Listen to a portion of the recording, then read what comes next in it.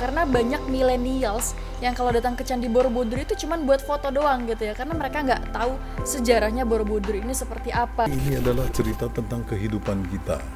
Bayangkan aja 1400 tahun lalu kehidupan kita ya diceritakan dalam bentuk panel-panel dibangun di Borobudur tersebut. Kenapa sih kita harus mencintai budaya kita gitu? Kenapa kita harus bisa menjaga nilai-nilai budaya kita tuh kenapa gitu Pak? Sebenarnya kita bukan menjaga, udah wajib. Ya, wajib menjaganya. Tadi kan saya katakan, bukan kita siapa lagi.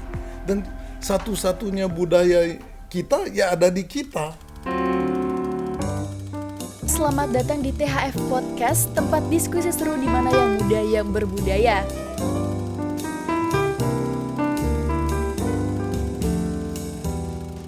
Topik kita kali ini adalah Borobudur, keajaiban Borobudur sebagai pusat Buddha dunia. Dan juga ada tamu spesial kita hari ini yaitu Bapak Effendi Hansen yang merupakan Wakil Ketua Mahayana Pure Land Buddhist Council Indonesia, Wakil Ketua Perhimpunan Marga Huang, Ketua Perkumpulan Persaudaraan Beras Tagi Sejahtera atau PPBS, dan juga Senior Vice President ABTO. Halo Pak Hansen. Halo, apa kabarnya Pak? Baik Ya. Nah, teman-teman semuanya, kali ini kita akan diskusi mengenai tadi keajaiban Borobudur ya Pak. Dari sekian banyak candi nih Pak, kenapa Borobudur yang harus kita kunjungi? Apa kekhasannya Borobudur sih memang? Memang kita lihat Borobudur ini sangat mempunyai ciri khas. Nah, ciri khasnya apa? Kalau kita melihat salah satu candi boleh dikata teragung dan termegah terbesar di dunia, ya. Jadi dan satu lagi apa? Di dalamnya itu banyak terpatri, terpahat, ya, cerita-cerita tentang kehidupan. Nah, kita di sini tujuannya ingin membuka mata milenial di depan sana ya Pak, yang supaya kalau kita ke Candi Borobudur itu kita benar-benar tahu filosofinya seperti apa. Sebagai bangsa Indonesia, sebagai anak bangsa, kita harus bangga ya dengan keberadaan Borobudur yang ada di negara kita. Tentu kita semua harus salut ya, salut dengan nenek moyang kita ya. Pada saat itu boleh dikata 1400 tahun yang lalu, dan kita tahu Borobudur dibangun selesainya aja 100 tahun. Coba bayangkan. Dan itu batu-batu andesit Gunung Merapi yang besar-besar disusun sedemikian rupa dan dipahat terpatri lagi ya. Jadi kita sebagai masyarakat milenial ini tentu harus bangga. Ini adalah cerita tentang kehidupan kita. Bayangkan aja 1400 tahun lalu kehidupan kita ya diceritakan dalam bentuk panel-panel dibangun di Borobudur tersebut. Berarti Borobudur ini menggambarkan kehidupan manusia ya Pak sebenarnya? Betul, betul. Jadi perilaku manusia semua digambarkan di sana. Di sana ada 504 arca Buddhis loh yang meditasi. Ngomong soal Buddhis nih, jadi ada wacana yang katanya Borobudur ini akan dijadikan sebagai pusat Buddhis dunia seperti itu Pak. Kenapa Borobudur gitu? Dan kaitannya dengan Buddhis itu seperti apa? Selamat datang di THF Podcast, tempat diskusi seru di mana yang muda yang berbudaya.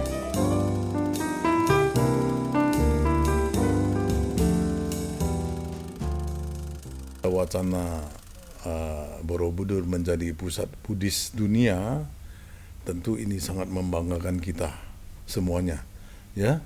Kita masyarakat anak bangsa ini akan sangat bangga. Kenapa? Di negara kita yang multicultural ya, multi etnis ya toh, kita bisa memprotek negara kita, memprotek semua agama, sehingga kekuatan Bhinneka Tunggal Ika itu luar biasa. Tapi menurut pandangan Bapak sendiri nih mengenai milenial di masa saya nih ya, di masa kita sekarang ini nih, tentang budaya Indonesia, kecintaan mereka terhadap budaya itu seperti apa kalau menurut pandangan Bapak?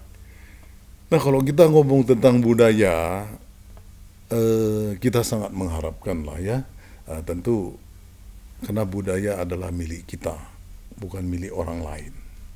Terus yang bertanggung jawab ya mengembangkannya, mengemban tugas ini adalah kita, bukan orang lain. Jadi sebenarnya kita wajib sekali ya mengembangkan budaya kita sendiri. Nah, ini milenial mungkin banyak yang secara tidak sadar mungkin ya Pak, sadar atau tidak sadar ternyata untuk mencintai budaya Indonesia, budaya kita itu adalah sebuah kewajiban. Mungkin mereka juga bertanya-tanya kenapa sih kita harus mencintai budaya kita gitu, kenapa kita harus bisa menjaga nilai-nilai budaya kita tuh kenapa gitu Pak? Nah, tadi kan saya katakan itu sebenarnya kita bukan menjaga, udah wajib. Ya, wajib menjaganya. Tadi kan saya katakan, bukan kita siapa lagi. Dan satu-satunya budaya kita ya ada di kita.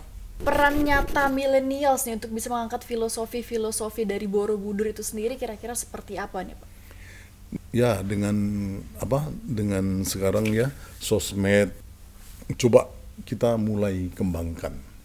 Karena di sanalah semua cerita, semua berita. Jadi kalau kita juga ikut serta mengembangkannya, memberitahukannya, ya tentu para milenial akan tahu. Dan tentu kita juga buat satu attraction. Nah, seperti di dunia ini tahu nggak? Borobudur Jazz itu sangat terkenal. Terus satu lagi apa? Borobudur Marathon itu juga sangat terkenal. Jadi satu kebiasaan, Borobudur Marathon, ada Borobudur Jazz. Satu lagi tentu Java Jazz. Ya, padahal jazz itu dari mana? Dari barat, dong. Iya. Nah, inilah yang perlu kita viralkan. Nah mungkin tadi juga menurut saya nih ya Pak, salah satu alasan kenapa anak muda belum bisa terlalu menghayati sejarah dari Borobudur, cuma datang buat foto karena mereka tidak tahu gitu ya kan. Bagaimana kita bisa mencintai sesuatu kalau kita saja tidak tahu dia itu seperti apa gitu ya. Mungkin sama seperti Borobudur. Nah jadi mungkin salah satu tujuan kita ini adalah semoga edukasi yang kita kasih, yang kita berikan hari ini bisa didapatkan nih, bisa ditangkap oleh milenial sehingga yang pertama milenial tahu dulu nih Borobudur itu seperti apa, sejarahnya seperti apa, dan pelan-pelan dari situ kita bisa mencintai budaya sejarah, wisata sejarah yaitu Borobudur. Nah, selamat datang di THF Podcast, tempat diskusi seru di mana yang muda yang berbudaya.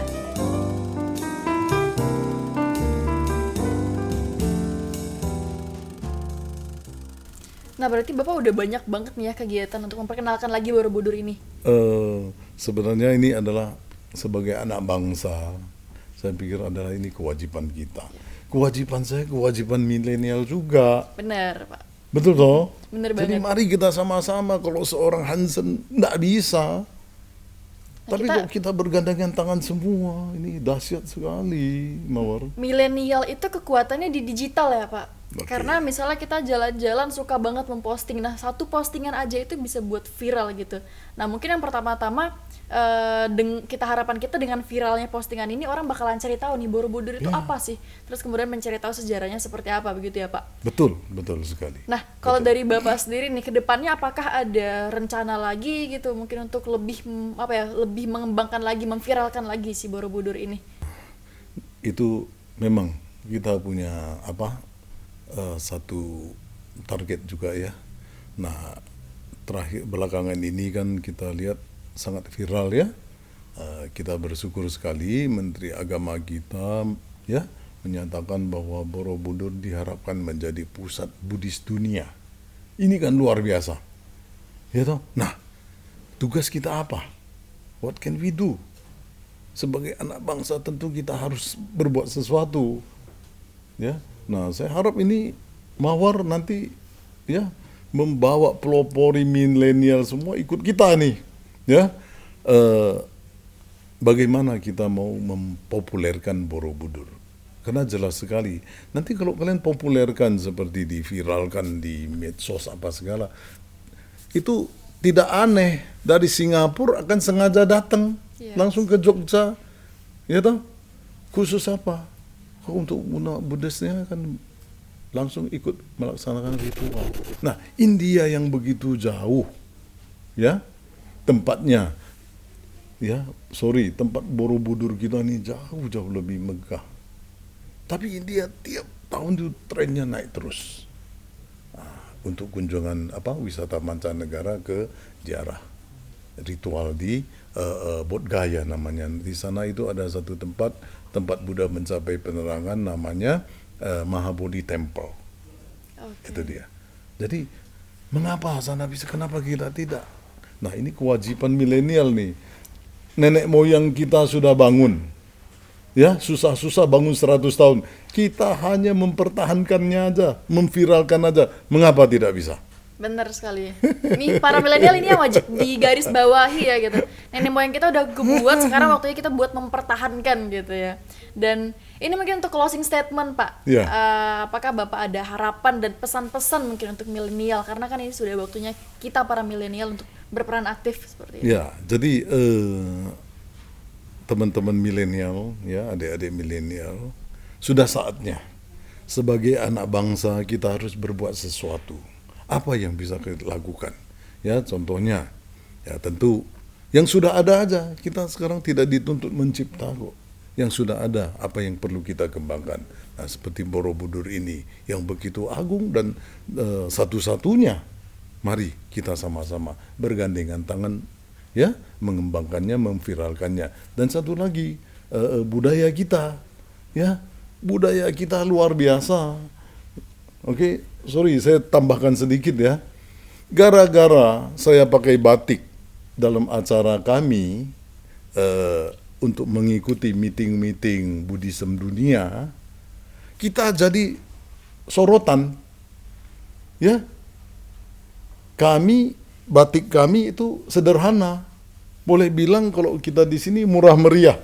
Ya, hanya kita ini berempat ini seragam. Itu loh, seragam, yang lain pakai dasi, pakai jas, wah mentereng sekali sana sini. Tapi apa? Semua pada mau foto sama kita. Kenapa?